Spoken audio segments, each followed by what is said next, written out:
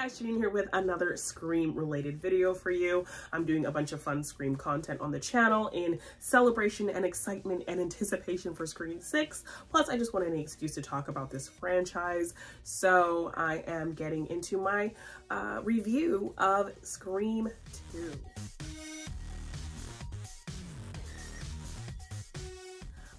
I was talking about these movies in a ranking video and my rankings were just going on so long because I just kept gushing and going into way too much detail about why I love each film. So I thought it would be fun to just give each movie its own video, kind of talking about why I love it, things I didn't like about it, and just do a little review. So I will be doing reviews on each film. So this is my review and thoughts on Scream 2. So let's get into it. I love Scream 2 probably more than most people. I mean, just right off the bat, the most representation in any Scream movie. Like, this film has a sizable amount of Black people and like Black people with lines and things to do. So like, I really appreciate we open this film with Jada Pinkett Smith and Omar Epps, and they're not just kind of characters there to be killed. They're actually having a really interesting commentary on Black people in horror and like really kind of insightful conversations. So I really loved that.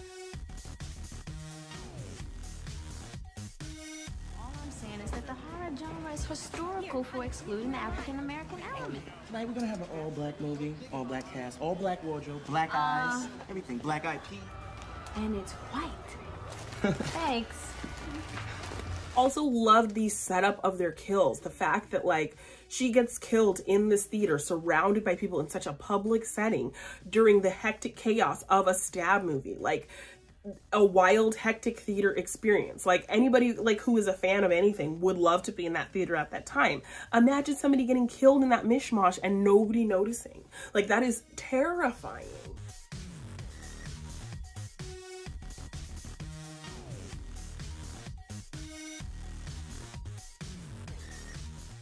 So that opening kill, I think, was so smart, so well done. And love that these characters, they made them real characters with real conversations and made them real people. And just seeing some nice Black people talking about Black people things in this movie just filled my heart with joy.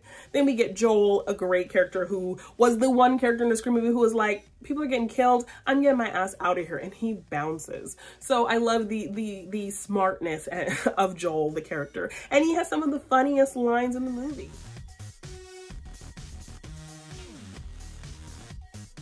Your footage. Enjoy.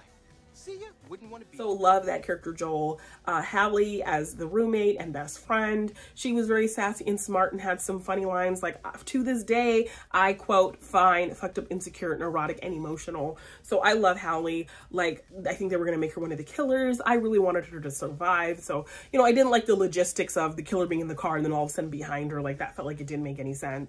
So, you know, but there are two killers. So but just the logistics of kind of her death just felt very kind of weird to me. And then obviously like they close up, I think, on Sydney's face as Hallie's getting stabbed, and you hear them just add like a bunch of extra stab effects. I'm like, why you gotta do that to Hallie? Why you gotta do that to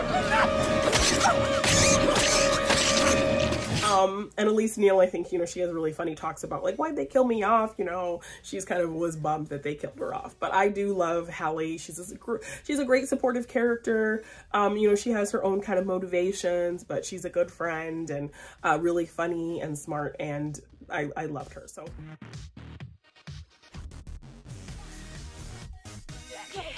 Look, stupid people go back, okay? Smart people run. We're smart people, so we should just get the fuck out of here. So just props to all the Black people in this movie, number one. Then we get into some of the most tense moments. Like, I think the cop car scene in the first Scream movie is so tense and scary, of the doors opening and he has the keys and she doesn't know where he's coming from. And the fact that they were able to replicate that twice in this movie. So the fact that they had to climb over the Ghostface body, like, that was such a well done suspenseful scene.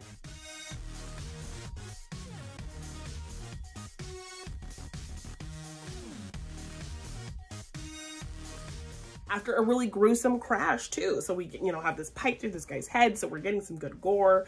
And then this really just scary situation of having to climb out and it's the only way out. And then the sound studio one where Gail is kind of creeping around the studio and Ghostface is chasing her. That is a terrifying, tense scene as well.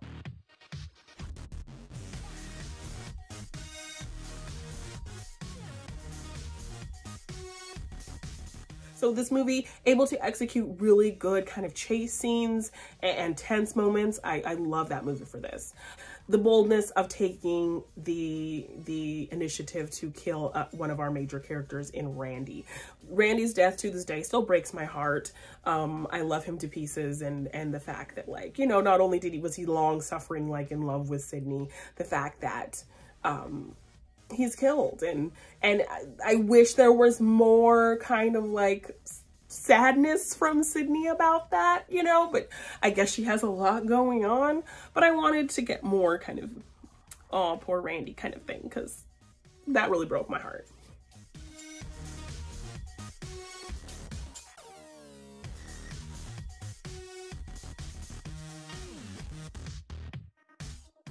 But the boldness of being able to do that, I think, was smart. Having the fun film class scene.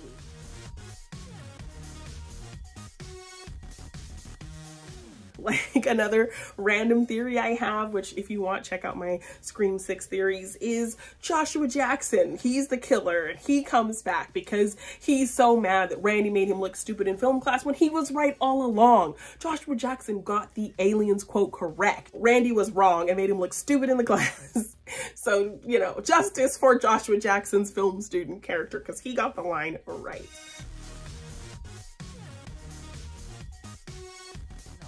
Aliens is a classic, okay? Get away from her, you bitch. The line is stay away from her, you bitch. It's film class, right? So loved seeing him pop up. Loved Sarah Michelle Gellar kind of popping in this movie. Rebecca Gayheart and Portia de Rossi popping up in this movie as kind of these really vapid sorority girls. So yeah, just like kind of the random poppings up of some familiar faces. Loved kind of Cotton being this like media hungry kind of creeping around. So I like that they found a way to bring Cotton back, because obviously he'd be out now. So like bringing back a character that we barely didn't even meet in the first film, but we are aware of, and actually giving him something to do here, I thought was kind of a cool thing.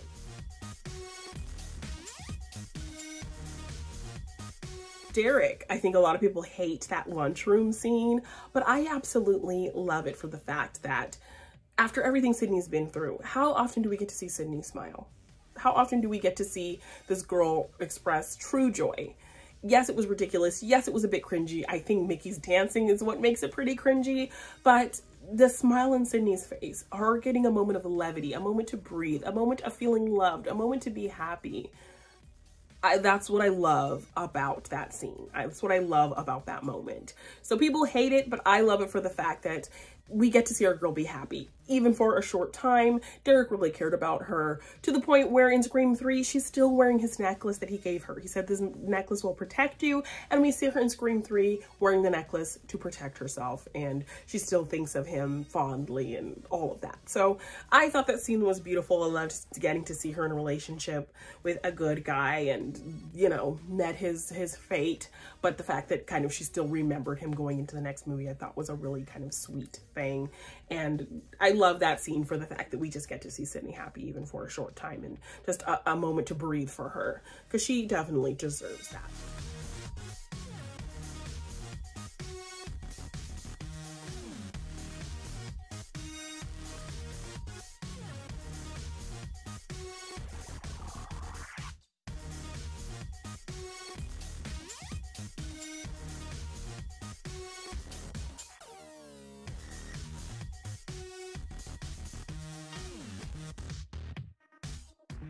And then the motivation of the killers. I think what kind of always bugs me about Mickey is he's just way too obvious. And maybe he wants to be obvious. Maybe he's supposed to be obvious because of his motive of kind of, you know, wanting to get caught. So, you know, that kind of saves him a little bit for me.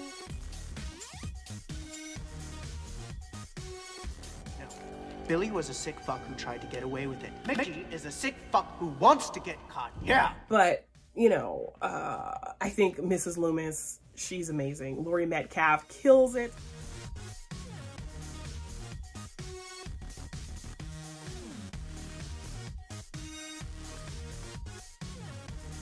And the fact that, like, what happened in one sets up so well. She's playing this unassuming character, and like we really had no idea who she was or what, and then when she comes out and Sydney recognizes her immediately. And it plays into some really fun Friday the 13th aspects with Mrs. Voorhees and all of that kind of thing. And you know, I think Randy even kind of hints at it a little bit when he talks about, you know, Friday the 13th and the killer being a woman and things like that. Perfect. It's sort of against the rules, but not really.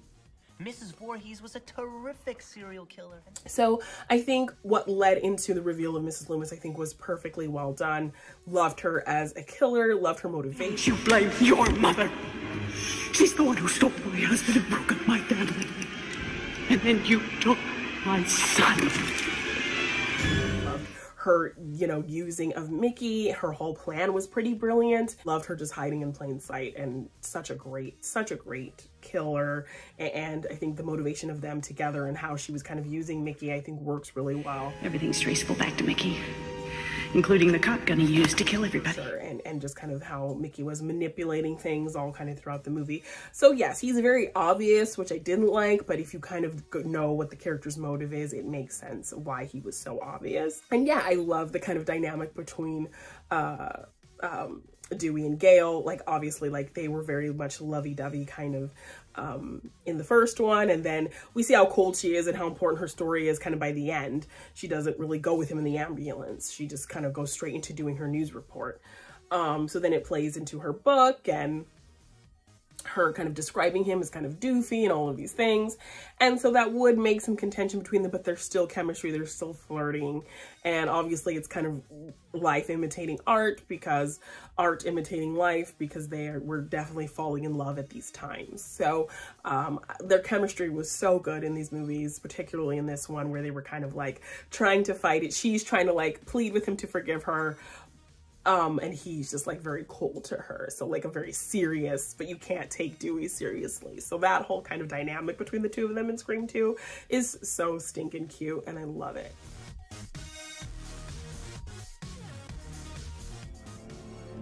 Nice streaks.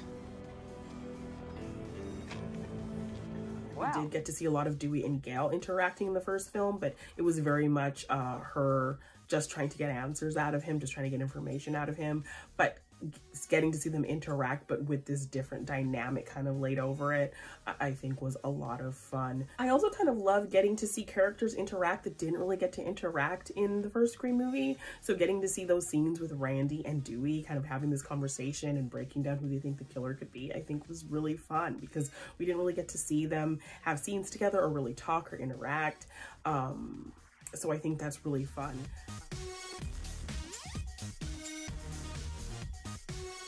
But if he's a suspect, so am I. So let's move on. Well, let's not move on. Maybe you are a suspect. Well, if I'm a suspect, you're a suspect. You have a point. Okay, let's move on.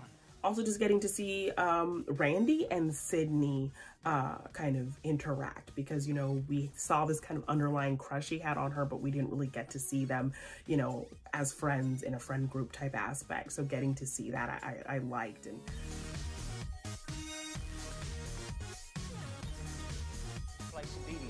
Yeah, and you are in extreme denial. And you should be too. This has nothing to do with us. You can't ignore it. I know, Sid, and I don't want to go back there again. Can't we just go back to our pseudo-quasi-happy existence? You know, I wanted more for Randy. I wanted, you know, I wanted the geek to get the girl, because, you know, Randy got a bit of a hotness upgrade going to college from the first film to the second film, I have to say.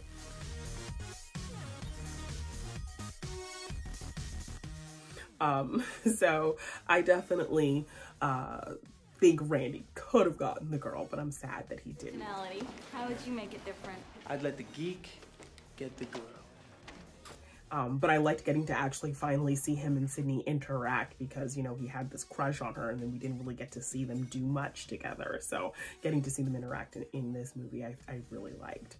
I really also enjoyed getting to see scenes from Stab and kind of running that joke from the first Scream movie that, you know, Tori Spelling will probably play her. And then sure enough, we see Tori Spelling playing her. I see you as a young Meg Ryan myself. Thanks, Dewey. With my luck, I'd guess Tori Spelling. Mom's leave. Yeah, your mom left town. She's not buried in a cemetery somewhere. Getting to see the opening, kind of this really silly satire of the Drew Barrymore scene, kind of done now with Heather Graham and you know, Jada Pinkett's character Maureen kind of commentating on that and making fun of it, and you know, why does she gotta be butt-ass naked and all of that kind of thing.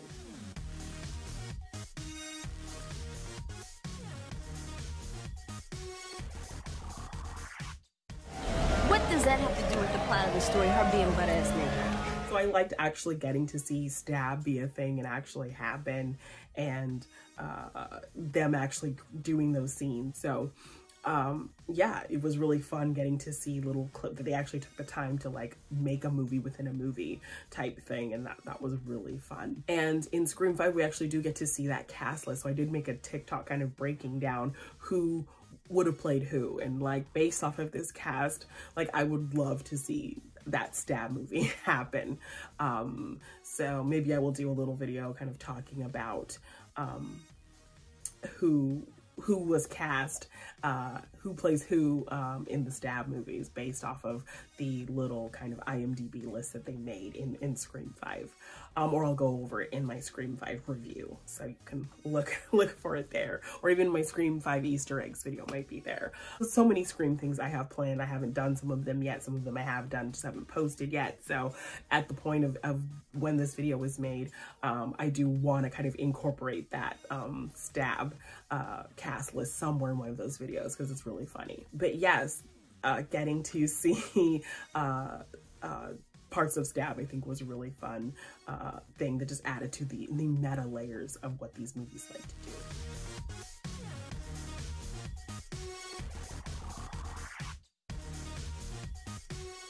So yeah, this movie just does so much right, and so many smart things in here. The killers were great, and the motivations were great, and the setting I think was really good, and all of your side characters are really fleshed out and interesting and funny and great for comic relief and great for support and all kinds of things. So we don't have any kind of wasted kill fodder side characters in this. A representation in it as well. So yeah, really love Scream 2, probably more than most people. Thank you guys so much for checking out this video, my review of Scream 2. Let me know your thoughts and the things you love about Scream 2 in the comments below. Also like, share, subscribe, do all of the things. Hit the notification bell if you want to be the first to know when I post another fun Scream video or any new content that comes out on the It's a Wonderful Podcast YouTube channel. Again, just thank you guys so much for checking out this video, and I will see you in the next one.